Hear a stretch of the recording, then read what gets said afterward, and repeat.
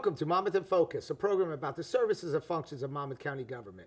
I'm Commissioner Director Tom Arnone, your host for this segment of Monmouth in Focus.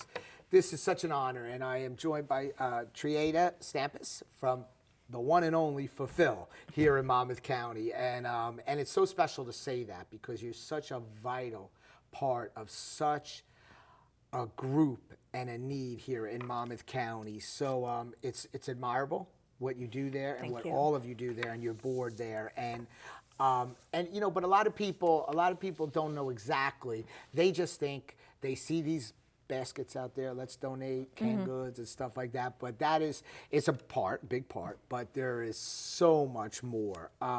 Like, I don't think people realize how many meals you do and fulfill and distribute annually. I mean, I know that's putting you on the spot here asking you that number, but is there like a round estimated number? Oh yeah, absolutely. And first of all, thank you so much for having me on here. So excited to be able to kind of share the work that we do.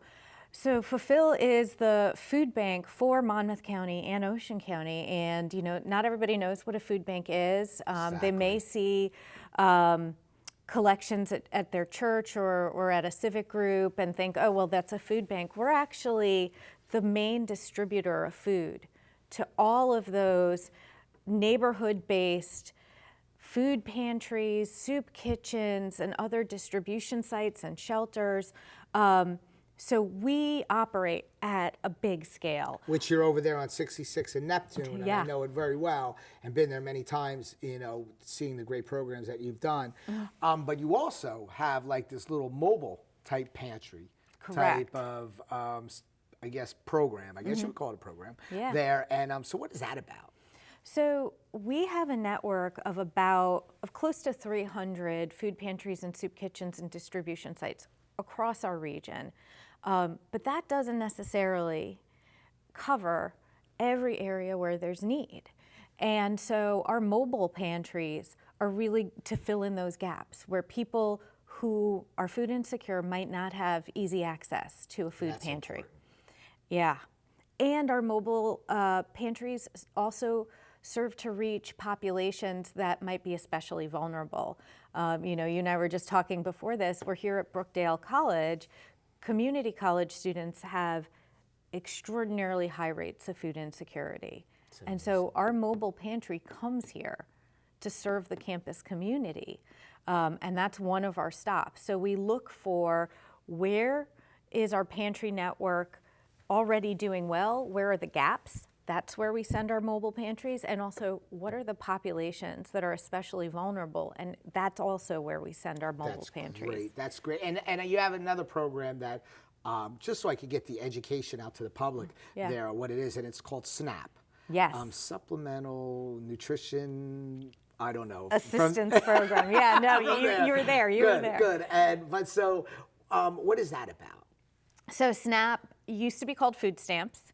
It is. Oh, okay. It is exactly the same well, it's not exactly the same. When it was called food stamps, it was literally coupons in a booklet that you would tear out to go to the grocery store and use that in place of cash to buy food. Now it's on a debit card, just like anybody else's, you know, just like any other piece of plastic in your wallet. Yes. And it is a monthly allotment of funds to purchase food at grocery stores. And that is a federal program. And you have to be eligible for it. There are eligibility requirements related to income, immigration status, and things like that. It is a sustainable, the way that the program's structured, anyone who's eligible can get it. There is no cap, there's no waiting list, and it provides a monthly food budget that's reliable. So in almost every way, it's remarkable. The program grows when the economy is bad and times are hard. It gives, you know, because anyone who's eligible can get on the program, it's incredibly flexible. And because it uses our existing retail food system, it's also incredibly efficient, right? Instead of the work that we do as a distributor of food, and as a charity is supplemental to that. In every single way, SNAP is a more effective answer to hunger. than a food bank is. And so Wow, we're that's there special. we're there to fill the gaps, because unfortunately not everybody who's in need can access SNAP. Some of those rules are restrictive and exclude people who have those needs. And sometimes the benefits don't go far enough. And again, we're there a to great fill in those program. needs. So, as COVID came around, Mm-hmm. a lot of people were out of work. A lot of people were not being paid. Yep. There was some, assistance from the federal side and the state side, but it still was making people. We saw hunger go up and rise, but we saw your donations, I'm sure, go down in some cases, go down because of just the environment we're in. And I know that the county was very supportive of our nonprofits here. Did it help you? And I know that myself and my rest of my commissioners were very, very strong positioned on making sure we help these organizations. And I know that I think you were one of the recipients. Yes. Great. Yes. And we are so grateful. There is no way we would have been able to mount and sustain our COVID response without our partnership with Monmouth County. And that is absolutely a vital partnership for us.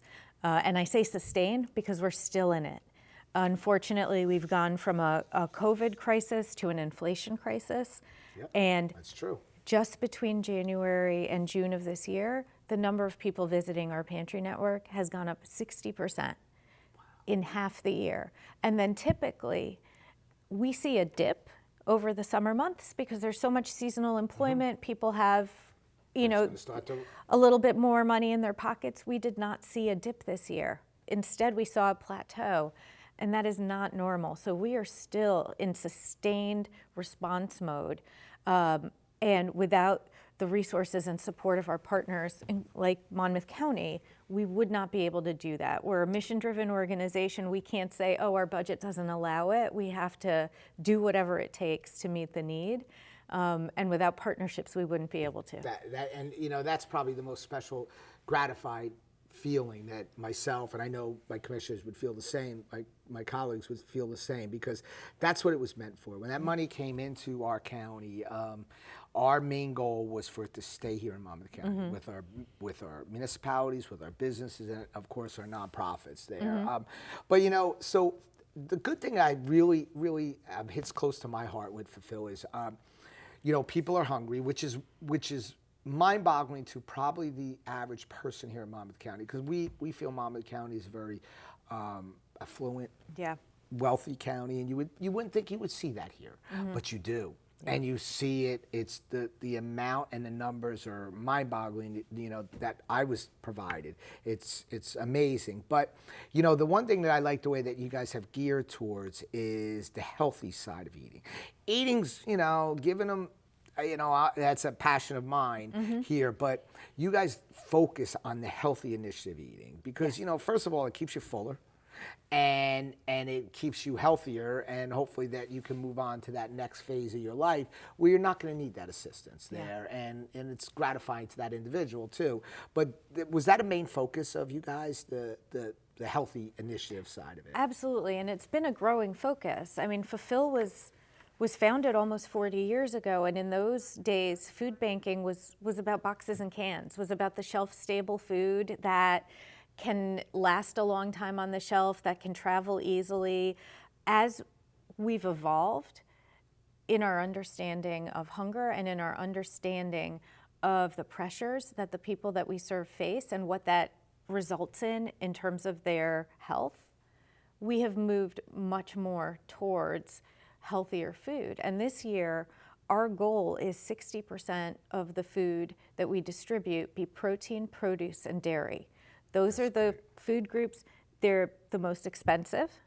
They're highly perishable, which means that they're the hardest to come by for a low-income family, but they're also the most nutritious. And we shouldn't restrict ourselves to what's in a box or a can. And so protein, produce, and dairy are our priorities. Now, I know that you receive different and accept different like canned goods and how they just drop them off to you. There, and I know that's packaged and non-perishables, all that's part of what you accept there daily. Correct. daily. And, Yeah. you know, I attended an event there, and I don't know exactly what you call it. It was with the cars pulled up. It's our Pop the Trunk distribution. Can you talk a little bit about that? Because that was remarkable. And the cars did not stop.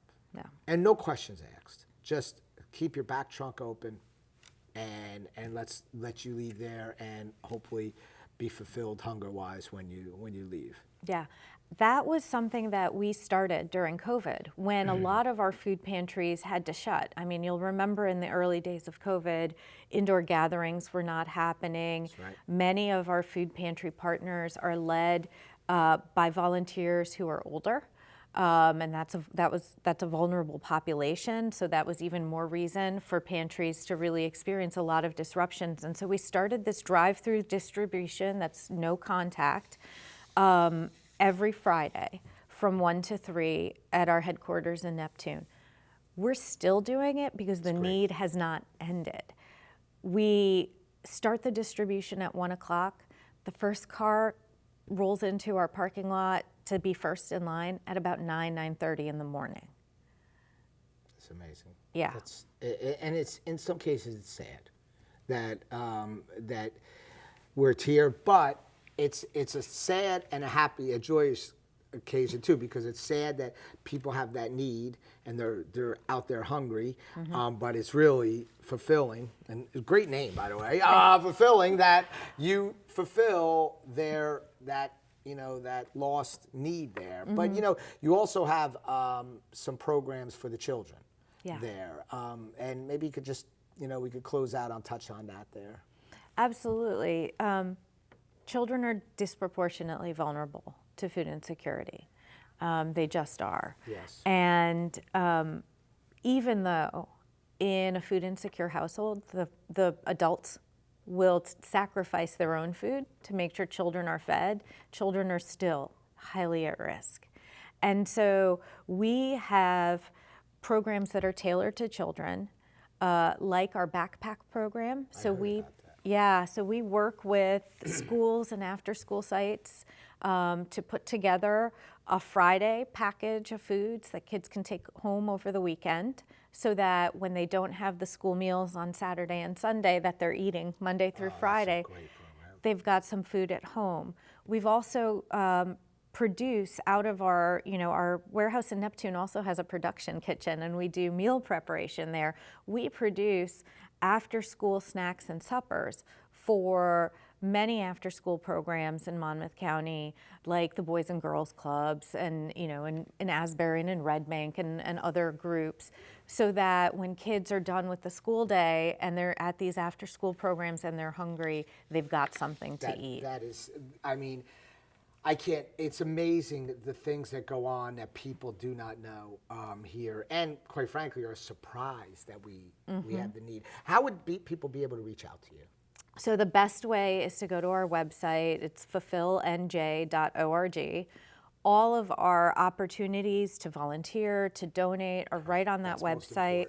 And really no gift of time or talent or treasure is too small. Really, it's not. Everything is used immediately and, to the best way that we can find.